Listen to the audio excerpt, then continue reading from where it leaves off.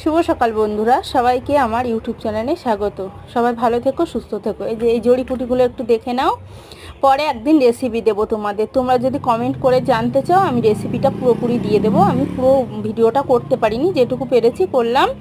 এইগুলো নেবে আর একটা যে কোনো নারকেল তেল নেবে, সেটা একদম আঁচটা কমিয়ে বসাবে, একটা বাটিতে করে বসিয়ে একটা গোটা পেঁয়াজ দেবে, তারপরে এই জড়িপুটিগুলো দিয়ে দেবে।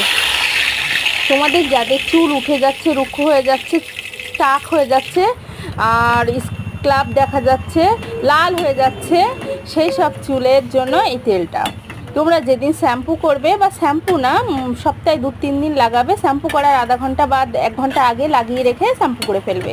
রেজাল্টটা হাতে নাতেই তোমরা 1 মাসের মধ্যে বুঝতে পারবে। যদি ভালো লাগে একটু সাবস্ক্রাইব করে দিও, পাশে থেকো, তাতেই হবে। এমন ভিডিও যদি দেখতে চাও একটু কমেন্ট করে জানিও। টাটা, ভালো থেকো, সুস্থ থেকো।